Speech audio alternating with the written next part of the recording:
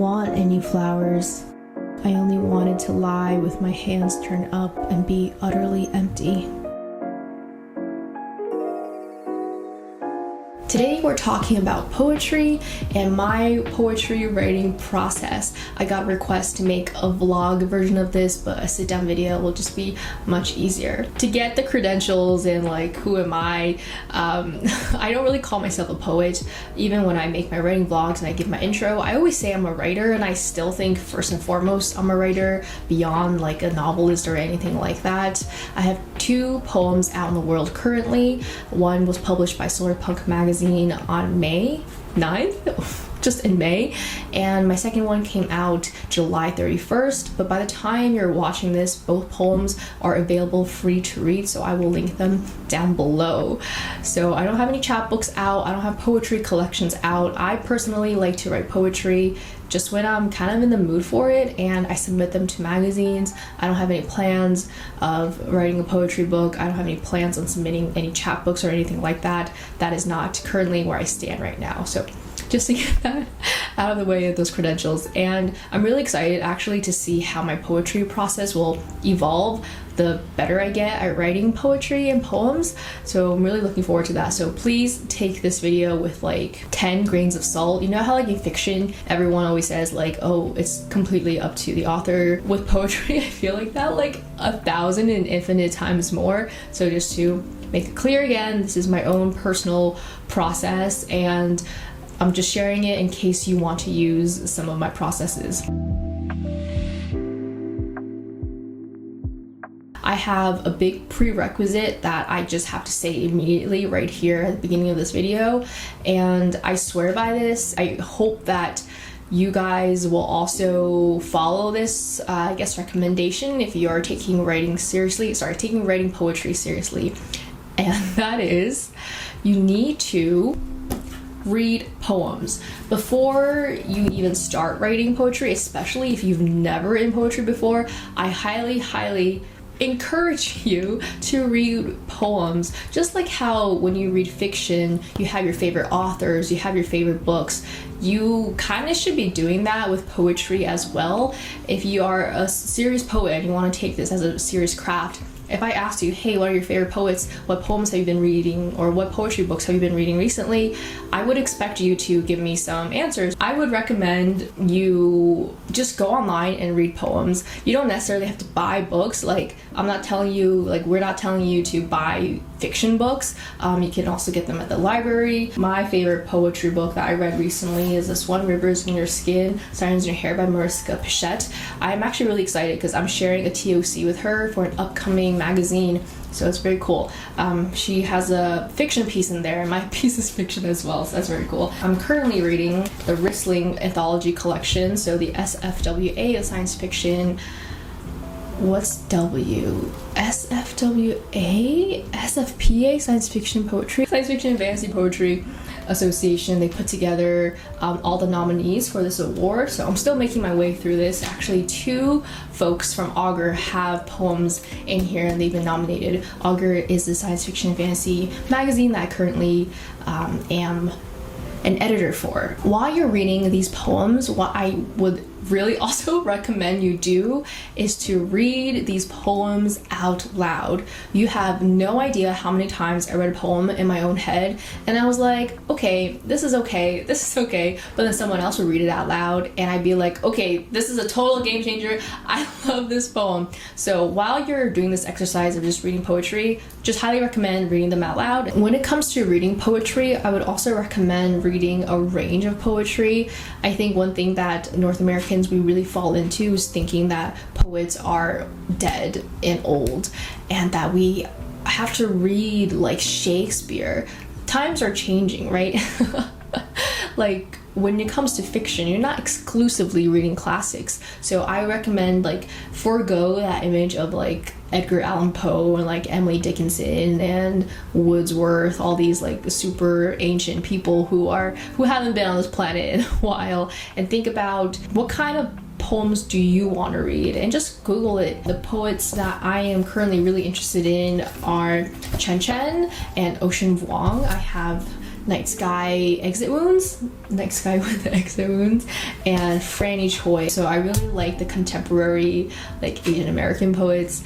They really speak to me. So find themes that you like and just Google it.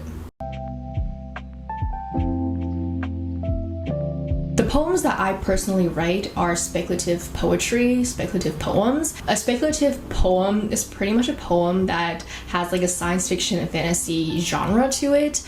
If you want a more concrete definition, I'll link an article down below.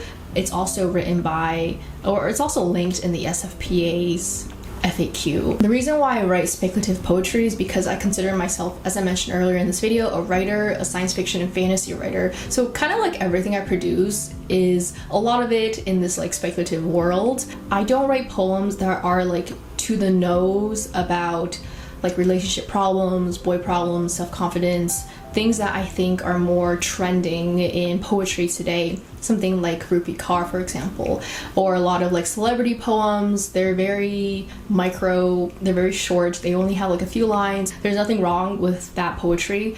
In fact, I think a lot of people on YouTube tend to really dislike that kind of style. I was actually watching one of Rupi Kaur's performances yesterday and all the comments were so negative. I'm not here to gatekeep you on what poetry is or what it isn't. If it's written in verse and there's a meaning behind it, it's poetry. And if you don't agree with that, then I can't do anything about that. That's your definition. But for me, that's poetry. I always use science fiction and fantasy as a metaphor.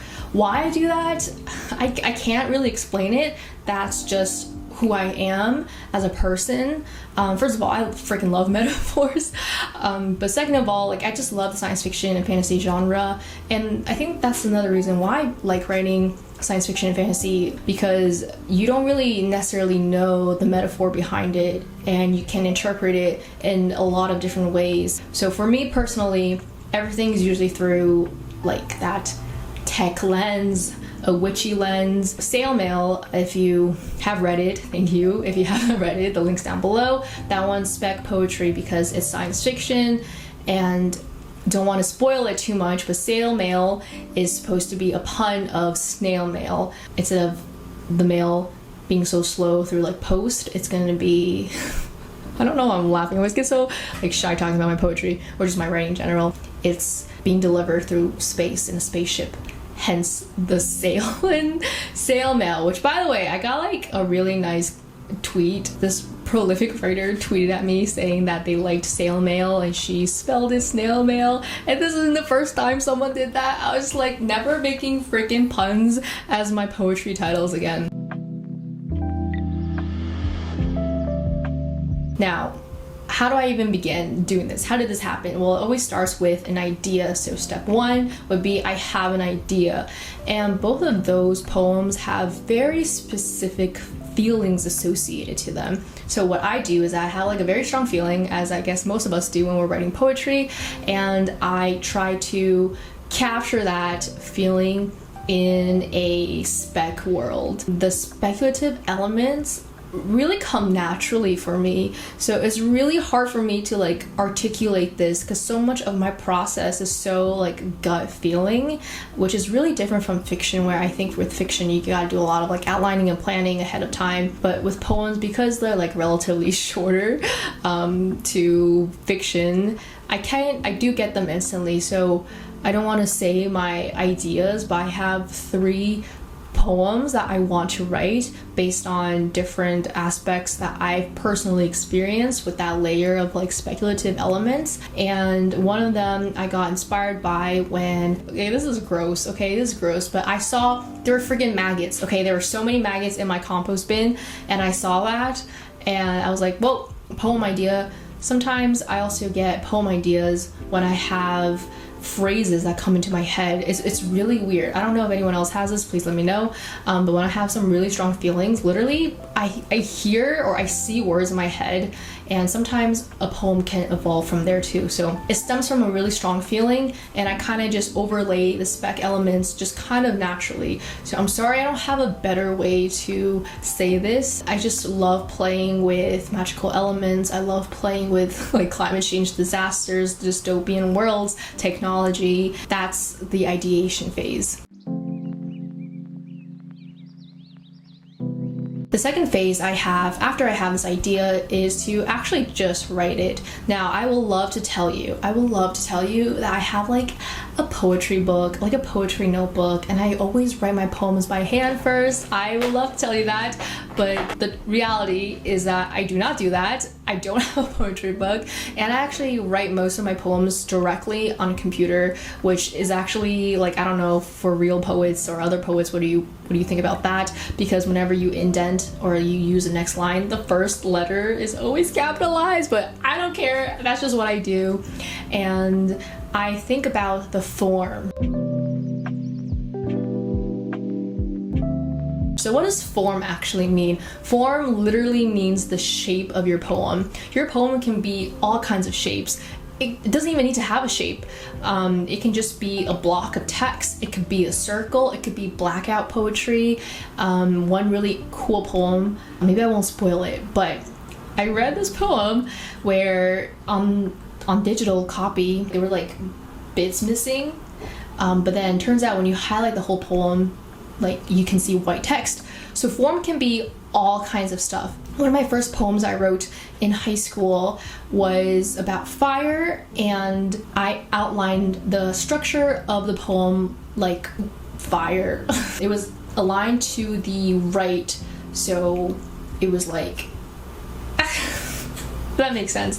Form also comes pretty naturally to me, but if you are someone who's new and starting out, I would also take some time to think about form, because like the fire poem, that fire form implied meaning to the poem and it added to the poem. So a lot of the times the form you see and the structure you see plays to the contents of the poem. For As I Want to So I Can't, I wrote that with 3 stanzas with 6 lines per stanza.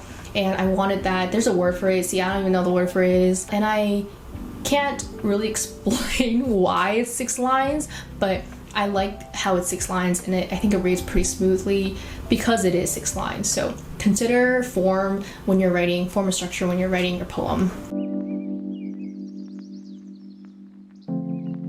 I think the biggest difference between beginner poets and master poets is the way the poet plays with language, and that's something that I don't know can be taught. It's just, I feel like it's so intrinsic, but it definitely comes with practice as well. So think about, I hate to say it, but think about what you learned in English class when it comes to metaphors and similes and imagery, alliteration, assonance, rhyming. All of that play into your poem significantly, especially because poetry has, you know, relatively less words, fewer words than fiction. The words you choose, I cannot stress this, okay, please listen. The words you choose has to mean everything. It has to hold its weight. You need to ask yourself, and I have a poetry book, like a craft writing poetry book. I didn't bring it out here with me, but one of the chapters is rock or stone. When you're writing, let's say you're writing about pebbles, like maybe skipping stones, or do you skip rocks? See, that's another difference between rock and stone. You need to consider your words, like be specific in your word choices and make sure the words you use like really convey the meaning you want it to. Sunflower and rose, they also give different connotations and different feelings and different meanings, so take that into consideration. And I think one of the things I love most about poetry is playing with words and playing with symbolism and playing with feeling. Poetry is all about feeling. An example I can give of an object that has multiple meanings is poison ivy, right? Poison ivy is a green plant. You wouldn't really say a green poison ivy because, you know, poison ivies are green inherently. But if you use the word poison ivy and you talk about like capitalism or something, I'm just making this up, you can also use the green in poison ivy, like the color green, to signify greed. You can also signify money. So, okay, I'm just making this on the spot, so it's not gonna sound good, but like, I'll give you my poison ivy for the pills in my purse, something like that. Because like poison ivy has that connotation of it being, you know, a bad thing. You're gonna get rashes. You can do all sorts of things with words when you combine it like that. So I don't know how to get better at this besides trusting your gut and practicing. Now, my last step, and it's probably, I would say, the hardest part, is that I would recommend you find someone to read your poem and you want them to tell you what they feel. Tell the person who's reading your poem, your beta reader, forget meaning, okay? Forget meaning, like literally chuck it out the window, burn it with my fire poem, forget about meaning. Before I submit my poetry, or before I literally submit anything I write to a magazine, I always give my poems to my boyfriend to read. My boyfriend does not like poetry. He's just, you know, poetry. So he's just not really into it, but he always reads my poems, and I always ask him, how did this poem make you feel? That's really kind of the only thing you need to know. That, and what do you think my poem is talking about? Those are the two frameworks that I ask, or I give him. Sometimes he does tell me like, oh, I didn't really like this that much. Oh, I thought this was a little bit boring. And sometimes I do get good responses from him like, oh, I really like this. And don't expect the person who's reading your poem to explain why, because it's hard to explain why you like certain lines sometimes, especially if you're not, you know, an editor, or you're not in the publishing industry. If you're just asking like your random friend, it might be hard for them to explain why. So just ask them for their feelings, and with that, I would say do 1 or 2 edits to the poem. I saw an authortuber say that they don't really edit their poem that much because it loses the integrity. I think I agree with that. The more I think about it, like the more I don't know my editing process, I pretty much just like use my partner as like the last check, and if he thinks it's good, I think I typically submit it, but I do like to make sure that the words I use are intentional. So just always do one final read through, and especially for poetry, I would recommend like taking a break before submitting it somewhere. That's it for this video. That's how I personally write poetry. If you guys like this video, I would love it if you could give it a thumbs up or comment. You can comment a pen emoji. Not really for me, but the more engagement this video gets, the more it appears on other writers' YouTube feed. So if other poets might like this video, by you liking it, they could see it too. Thank you so much for watching this video. If you have any questions, please leave some comments down below, and I would love to hear your poetry writing process. Thank you so much for watching. Bye.